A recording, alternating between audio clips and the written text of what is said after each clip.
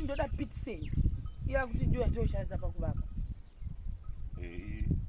Aiwa paunoita geji handizozi kuti kunomboshandisa chii. Isu patinoshanda tine pit sand tine riversand. E ne handiti munoisanganisa pakuita footing kana pakuita slab handiti nechiring beam. Then ini ndiri kudai tinoshandisa iya patee takuita bricklaying. Bricklaying. Moshandisa jecha. Ko pit sand amushandisi? Imi mbele makashandisa jecha kuvaka. Hamuna mapit sand kuno.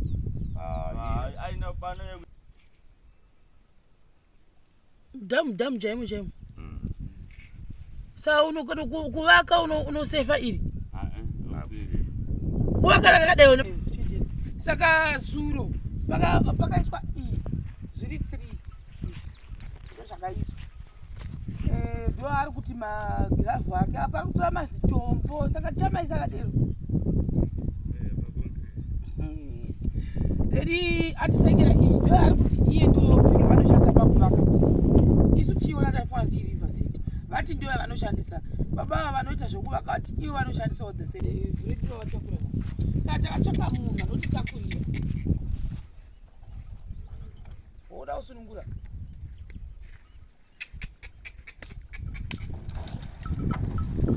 Saka watakura 5 loads apa pane 1 2 3 4 5. Saka ndo 250 rands yake. Asati afarisa. Tombomira takadero chimirira kuti tichasei mamwe masenzi abatani. Then nauye masemende chazombona kumundoona kuti zvakamira sei. Koko because ndadambona kuti pana pachoni pari kufamba because uko kwakaita sei takapisa zvitina at least 1 down. Panapa tikufambisa futi. Tochiona kuti racho riri kutogonzi rekuplaster but isa hatingambomanyiri futi rekuplaster. Kore alright rekudira naro iri footing. Unoshandisa iri futi. Saka baba tichiri kumashure panotoda mamwe kana kuti toenda apa. But ndinokuudza first.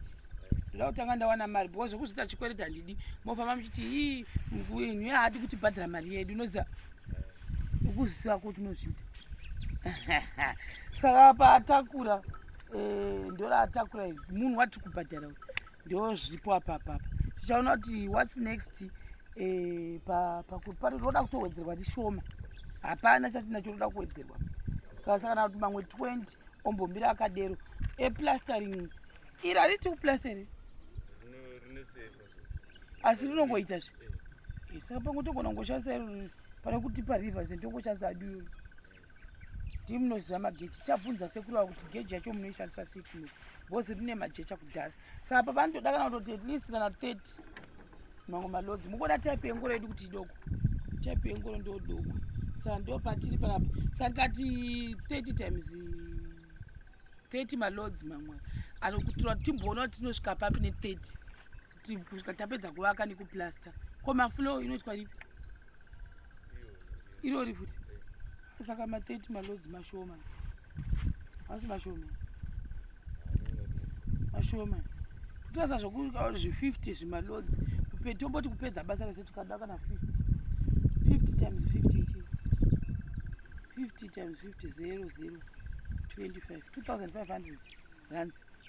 Unongo waita mari chezvo. So hauna mbasera? Ndiyabasera. Hauna mbasera? Ndichadzidza mamwe malodzi kana free. So maybe tutasira 2500 rands. 2500 rands divided by 18. Ndiyo tukutasira tobva tangosengerwa. Kuda kuti mukomana atisengere iye. Because handidi zvokuzonetsana nefa ndimuti chakira chakati. Maybe nefa ndogona kuzomubatira kumvura one zvimwe. But uku kundambofamba because mvura yake inogona kuponja inogona kudi. Uyu atopedza amukira makusei ari kuita futi ari 1. Sawafoshora ega ozadzouya offload. Saka maybe tikamboita 50 ozara panapa tozvati takanaka. 2500 rands divided by 18. Mates ndodzikunetsa ndizoti mari. Saka takambonomupa 250. Nandokupa 250 rands yake. Zvameo ndikandagona kucalculate 50 times 50 times 50 50 by 50. Just to confirm 0, 0, 25. 2,500. Saka pachirega ticha sei tinomupaikira cheleti yake zvokufamba mbichana tinosvika, we are almost there. Hamozviona manje zvitira zvedu zvikangopora kana kuti zvikatsvamusha, hani nyangwe zvikafunga zvikasatsvamusha hamene. Kuzvitida yangu kuti ndokumwe uchaiva nenyaya futi chatombomutora futi iye kuti atibatsire kuri. Saka ngoro yako inenge ichipinda zvitira zvingani? Usati wambosenga? Auverengi. Saka isu tinogona ngokuti tikuda zvitinha zvakati nemari yakati panapa. Handiti? Ndo zviri fair. Kuti tikuda zvitinha 1000 maybe nemaranzi akati. Zvinobuda izvo. Because kana usingaverengi toziva sei. Tichataura. Ngatimbotanga taona.